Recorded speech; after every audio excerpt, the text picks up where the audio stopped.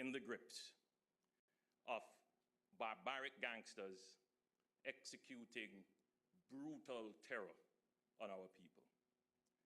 These communities are in need of social and infrastructure intervention. Some of these communities are urban in nature, and their profile fits the application of zones of special operations. This morning, we declare a zone of special operations in South South to include the communities of Russia, Darling Street, and Dexter Street. I have spent time in these areas, and I am aware of the conditions of terror that the people endure. I feel their pain. And I know that the vast majority of residents in those gang-captured communities, whether in central Kingston, Augustown, or South South, are peaceful, law-abiding citizens who simply want to live in peace. However, their lives have been imperiled by criminals inflicting terror on the community. To those who are suffering, they are puzzled as to why some leaders who hold political power do not recognize the state of emergency which exists in some of these areas. The zones of special operation will displace the criminals and disrupt their pattern of terror activities. It will give the people of these communities a well-needed break. A break from the gunshots every night, from sleeping under their beds every night, from the random and collateral murders and other acts of terror.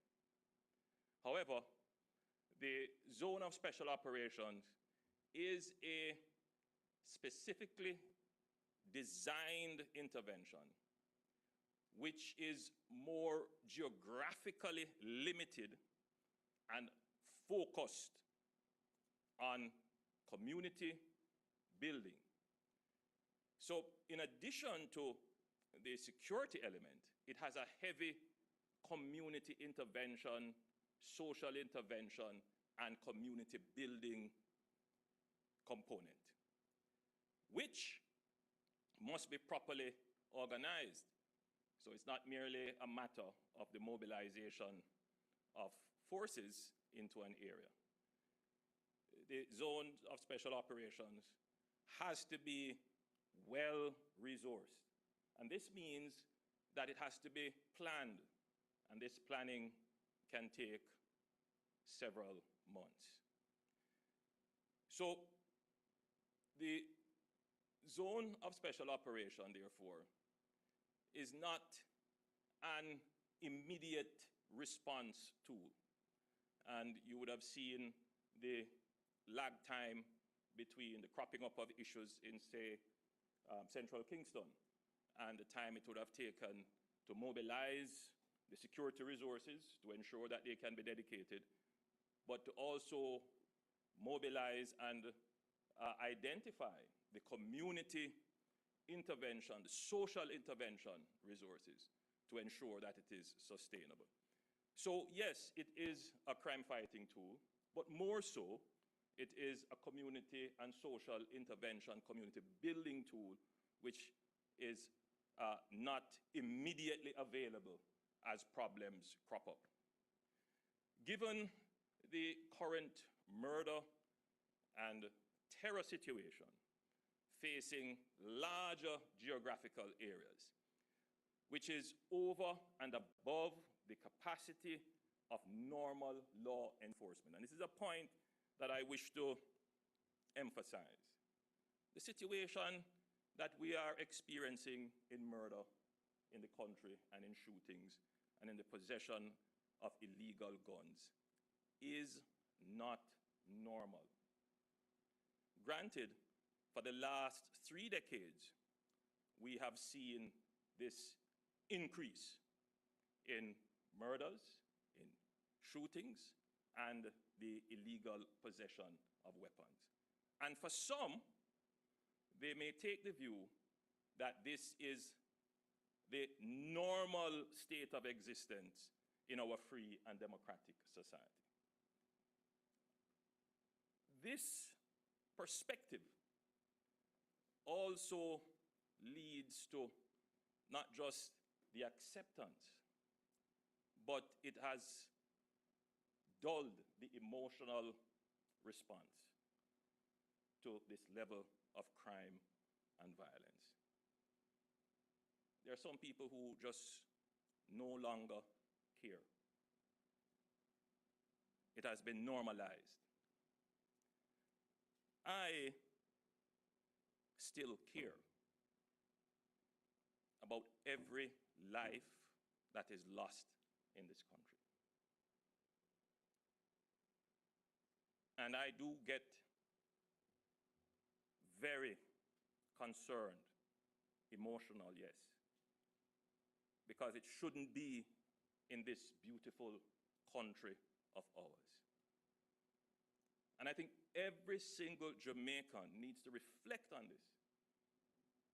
Those who give succor to criminals, those who give protection and hide them, those who keep quiet and don't share information,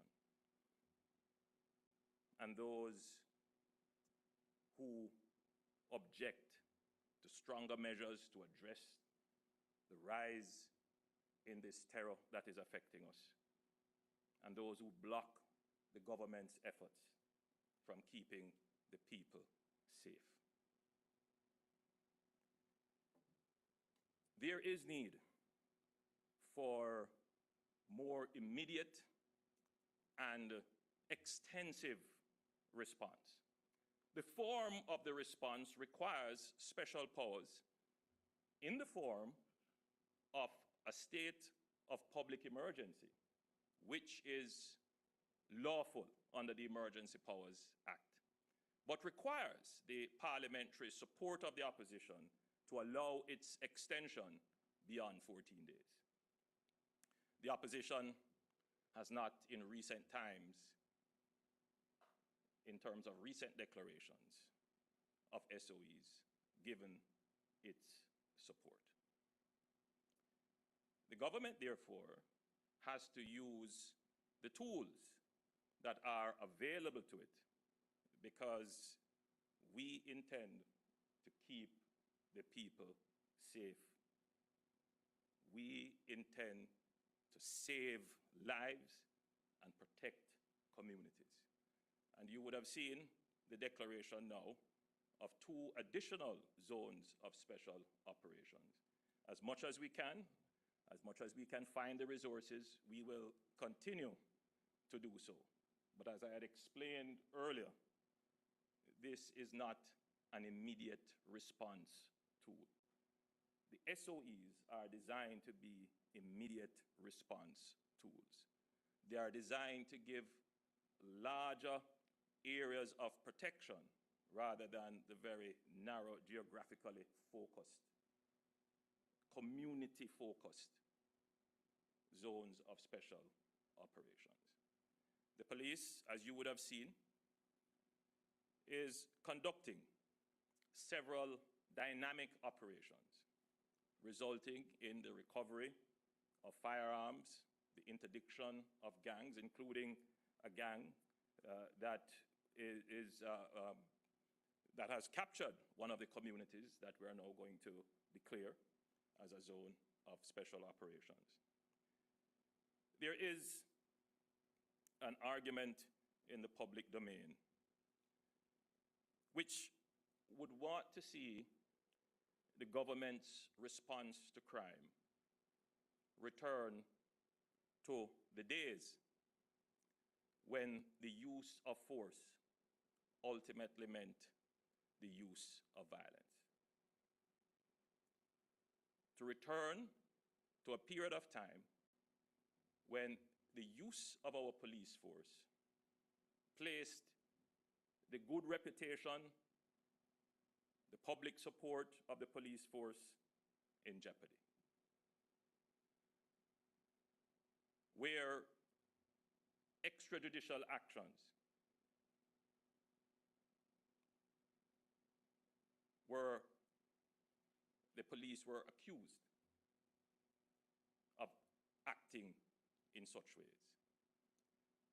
I believe we have learned from that period of time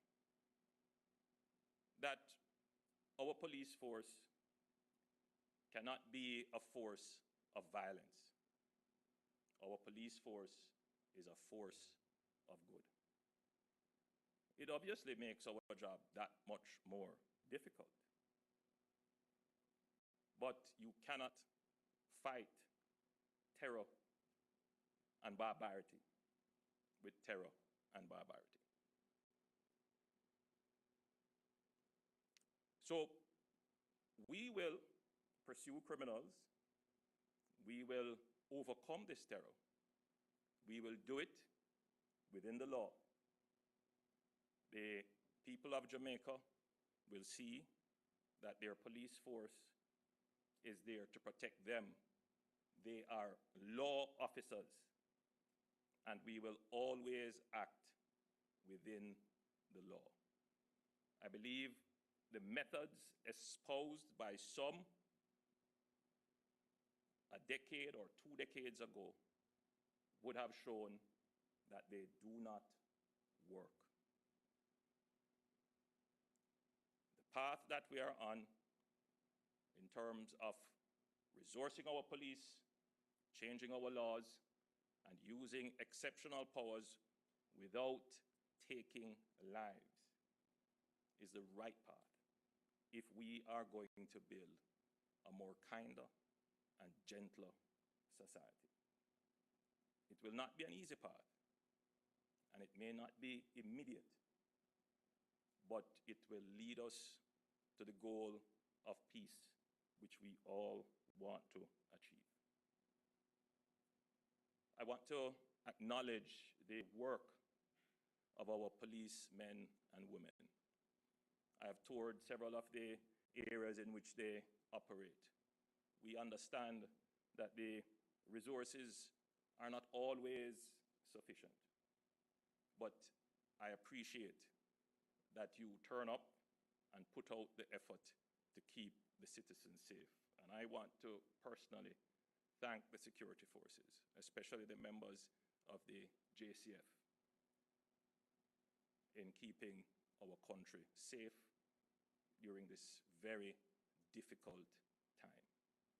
Thank you. I have one more thing to do, which is required for the public declaration. And whereas Section 4(6) of the Act provides that the Prime Minister in Council may only declare an area of a zone if the Commissioner of Police and the Chief of Defense Staff have agreed in writing that the area should be so declared. And whereas the Commissioner of Police and the Chief of Defense Staff have agreed in writing that the area geographically defined in the schedule, which will be read out by the Chief of Defense Staff. Now, therefore, the Prime Minister in Council, having reasonable cause to believe that due to rampant criminality, gang warfare, escalating violence, and murder, and the threat to the rule of law and public order, it is necessary to declare the geographically defined area in the schedule, which will be read out, and hereby declares, 1, the order may be cited as the Law Reform, Zones of Special Operations, Special Security and Community Development Measures, Savanna-Mar Zone Order 22, and 2, the area having the geographical limits specified in the schedule is a zone of special operations for the purposes of the Act, and 3, the said zone shall operate for a period of 60 days. Thank you. I will now call on the Commissioner of Police.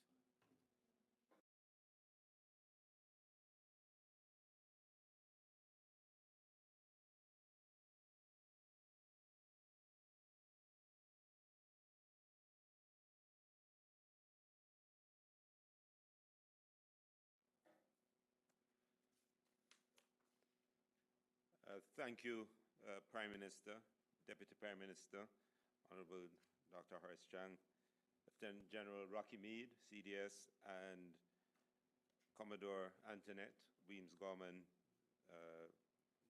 incoming CDS, and also Minister Morgan and other persons here in the press room, members of the media, ladies and gentlemen, good morning. The establishment of zones of special operations has been one of the tools we have used as a response to violence. It has been done in a very methodical and carefully planned way. It is resource intensive and requires a long-term commitment from the police and the military. Just last week, we declared the 6th Zone of Special Operations in Parade Gardens, located in the Kingston Central Division. Since then, the people of Parade Gardens have had some respite from the ongoing violence. The heavy deployment of the police and military as the joint force, along with a suite of operational activities in surrounding areas, has had the desired effect of reducing the freedom of action of gangs and thereby reducing, to some degree, the fear within the community. 18 of the 20 persons of interest we were seeking have been interviewed, and 2 remain in custody. We are also seeing signs of former rivals willing to come to speak to each other when facilitated by us. We use these zones in conjunction with several other operational activities, and as a police force, along with our military partners, are constantly adjusting to counter emerging violent conflicts. The heavy use of intelligence and some adjustments to our responses has led to the seizure of 9 firearms and the arrest in Mountain View of a significant figure in the illegal arms trade. In Westmoreland, intelligence has led to the arrest of persons within the past few days in the Whithorn area who were wanted for murder and other crimes. At the same time, our gang unit within CTOC has arrested 9 members of one gang, 4 of whom were previously before the court on anti-gang charges. However, for 2021, Westmoreland accounted for 128 murders, an increase of 60% when compared to the corresponding period of 2020. Which is the 4th highest number of murders recorded among all police divisions. These were mainly due to violent gang conflicts and a murderous propensity to resolve differences or solve issues with extreme violence and with the use of illegal firearms. This year has started off in a similar way in the parish, and so we are responding accordingly. It is in this context and in consultation with the CDS that we requested a zone of special operations in the southern part of the Savannah Lamar community as Jamaica's 7th zone of special operations. The zone encompasses the epicenter of gang activity in this part of Westmoreland and is among the top 10 communities with the highest murders across the country. Particularly poor infrastructure and blight has increased the community's vulnerability and has raised the level of concern on the circumstances of this relatively small but significant community. The fear in the community is very real.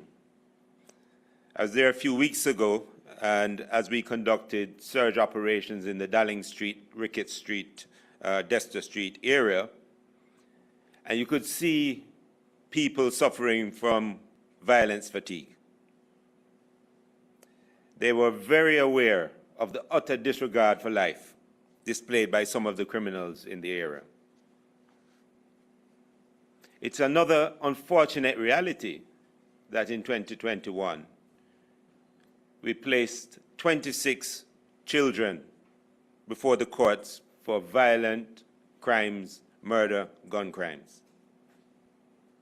And a number of them were members of gangs.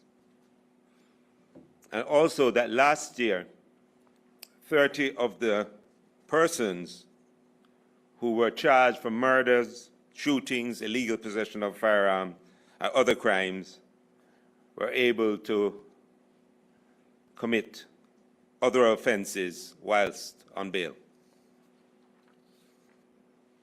As we engaged the residents during my visit, reassuring them of our resolve to pursue the criminals and keep them safe, they themselves expressed their own appreciation for the police being present in their community, for the military being present in their community, and this is our long-term commitment to the community. These residents want sustained peace and safety so they can get on with their lives unencumbered by active gangs and the violence they incite. Even as we use the zone of special operations within the limited boundaries of the declared space in Savannah Lamar, we will continue to carry out a range of law enforcement activities in the rest of Westmoreland, and you will see the benefits of this in the ensuing weeks and months.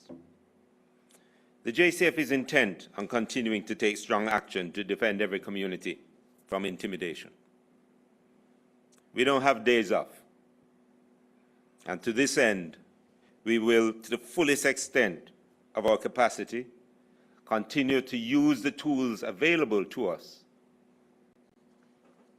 to pursue and apprehend the criminals for as long as and as many times as it takes. Once again, we ask for the patience, support, and understanding of residents and persons doing business in or transiting the declared area. The public can assist by contacting Crime Stop at 311, by contacting the Westmoreland Police if you have information or any need, by complying with the requests of the security force officers at checkpoints, adhering to curfew guidelines, and also by being in touch with us if there are any breaches by our own members. My police officers are resolute. We'll continue to work with all our stakeholders and partners to bring this level of violence under control. We'll do our best to keep you safe. We'll do it professionally, with respect, in keeping with the rule of law, and we will remain a force for good in Jamaica. Thank you.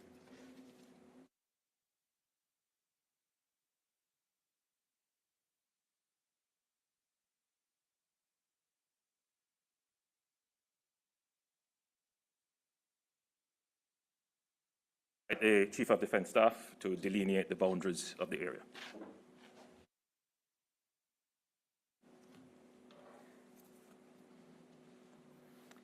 Thank you very much, Prime Minister, Deputy Prime Minister, Minister of National Security, Minister without Portfolio in the Office of the Prime Minister, Robert Morgan, Commissioner of Police, CDS Designate, other members present, citizens of Jamaica, members of the press, ladies and gentlemen, good morning. This morning, the Jamaica Defence Force and the Jamaica Constabulary Force deployed to sections of the Savlamar community ahead of this morning's declaration of a zone of special operations. The boundaries for this zone are as follows.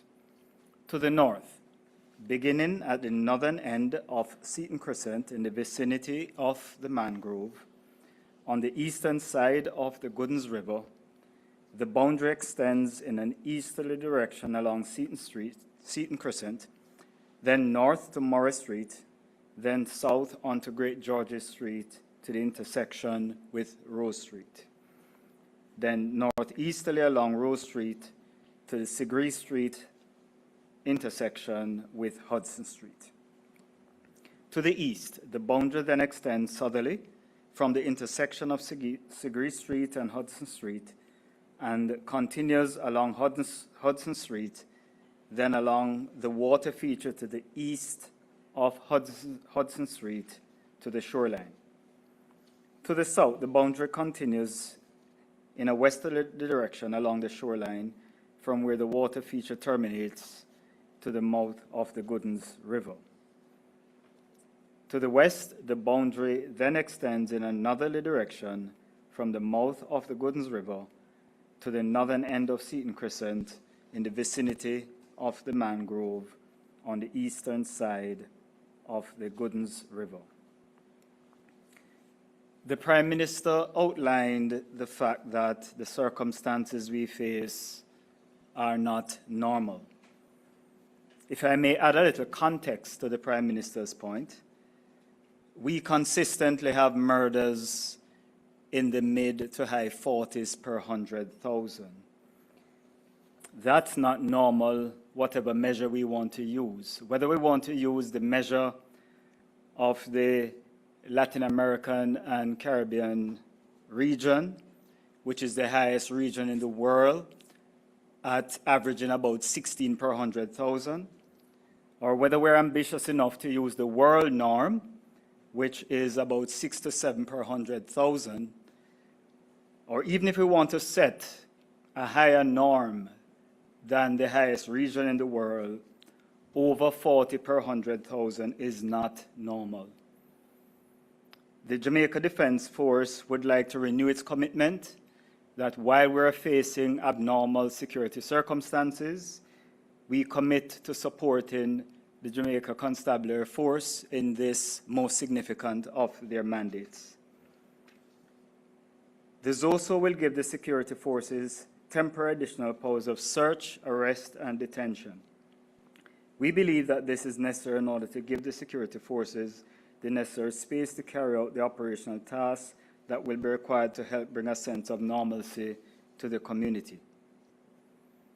While we acknowledge that persons may be concerned about the implications of the internal security operations as they go about their daily business, we want to assure the citizens that both the JDF and the JCF service members have been adequately trained and oriented to ensure the protection of human rights for all Jamaicans. We will continue this approach with the Savannah Lamar ZOSO, and we urge persons to acquaint themselves with the regulations and requirements governing a ZOSO in order to easily and conveniently transit the area and go about their lawful business in a compliant manner. During this period of the ZOSO, citizens will encounter various operations, including vehicle checkpoints, mobile patrols. The purpose of these operational activities is not to inconvenience citizens, but rather to add a robust element of security for residents as well as other citizens transiting the area. This is part of the long-term measure for youth and community engagement to change the culture of violence in Jamaica. We also necessarily need to continue to build out the national security and justice system, and we also need to take measures to cauterize the excessive levels of homicides we have. It's all a part of a multifaceted approach for a long-term sustainable solution. As noted before, a critical element of our success will be the cooperation and support we receive from residents of the community, and we therefore encourage you, in addition to the JCF tip line of 311, to call also the JDF tip line 876-837-8888. In closing, let me reaffirm that the JDF and JCF are committed to achieving success in Savlamar, as well as all the other areas of special operations, indeed in all areas of Jamaica. We welcome the continued support that we have received from citizens and various groups, including the private sector, as we strive to achieve lasting and sustainable peace within our communities. Thank you very much.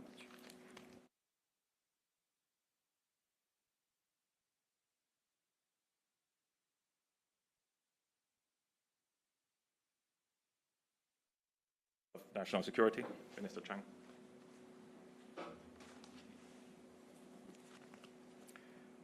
Thank you, Prime Minister. Minister Robert Morgan in the Prime Minister's office, Commissioner of Police, Chief of Defence Staff, Chief of Defence Staff Designate. That we're experiencing abnormal levels of violence, in particular of Jamaica, is impatient of debate. Statistics today indicate that homicides are moving ahead of the rate of 2021, a significant number.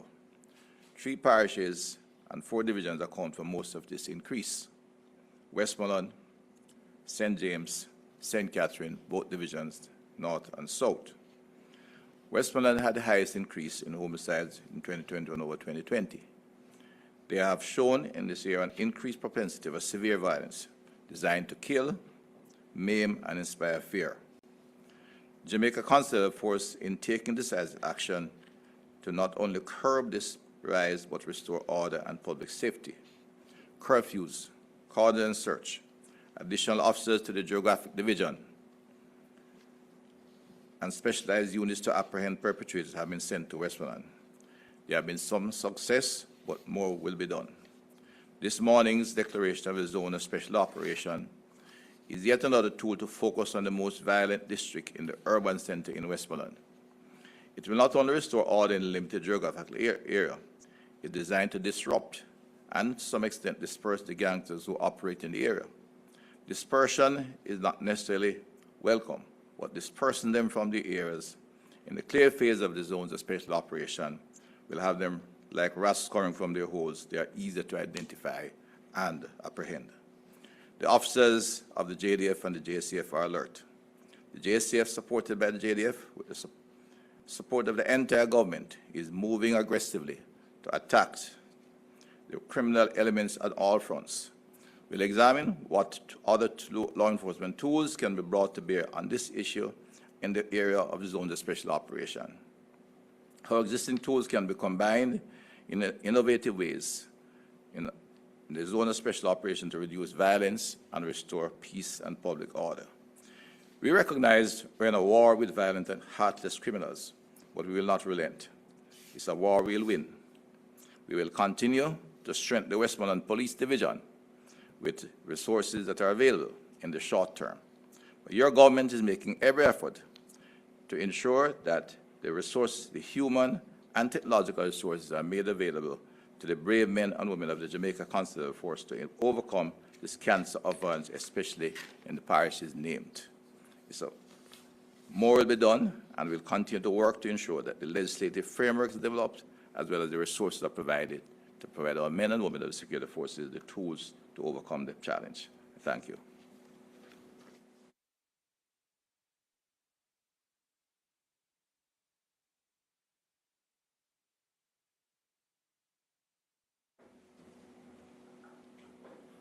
Thank you, Minister Chang. Thank you to Chief of Defense Staff and the Commissioner of Police for your presentations. We now turn to questions. The projected time for the end of the press conference is 9:45. Unfortunately, I have another engagement. Thank you so much, sir. The media has already been briefed, and so let me go quickly then to Ms. Kimone Francis. Kimone, could you identify yourself and your media entity and ask your question?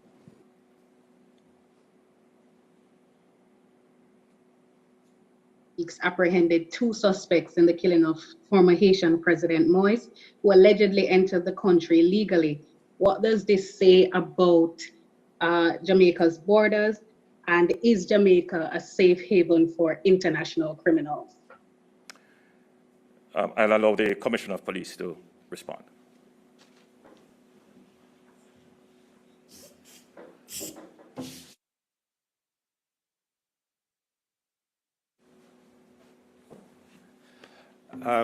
So the 2 persons who have been apprehended in Jamaica so far, who were involved in this incident, the fact that our intelligence led us to apprehending them suggests that it's not really a safe place for people to flee to, because we will find them if they come here. Of course, we're not unique in that regard as a country. People will be able to slip in if they have enough money. We know we have a drugs for gun trade that plies between Haiti and Jamaica. There are persons who have family on both sides because that trade has been going for some time. We also have, other points, other directions and vectors where persons enter Jamaican waters and space. I know the JDF has been doing a lot to stop this and prevent it, but one or two will come in. But if they do get in, our intelligence largely will point us in the direction of where they are, so we'll be able to apprehend them. Thank you. Thank you so much, sir. Let's go to Ms. Janet Silvera of the Gleaner. Thank you very much. My question is to the Prime Minister. Against the backdrop of the 10% rise in murders year on year, did you retain Dr. Chang as National Security Minister based on performance, and how do you respond to criticisms that partisan political considerations might have swayed that decision? Well, first of all, there was no partisan or political considerations. I asked Dr. Chang to take over the portfolio of national security before the last election. It is the most difficult portfolio in the country. It requires a long-term commitment to the plans that we have in place. We are not going to change the current situation through a flip of a switch. The problems are deep-rooted, and they require significant structural, institutional, cultural, and resource reform. These take time, particularly the legislative, particularly the policy, and the structure. What you're seeing before you now is a police force that is far more intelligence-based than at any time ever. What you are seeing now is a direction of resources into our security apparatus that gives us domain control on land and at sea, to the point where if you believe you're going to enter Jamaica illegally and stay here, you have another thing coming. We have demonstrated the ability to now interdict boats with guns coming in from other jurisdictions, and we have demonstrated the capability to interdict fugitives from other jurisdictions. And you will see the increased capabilities to find weapons. And all of this is being done without taking any lives.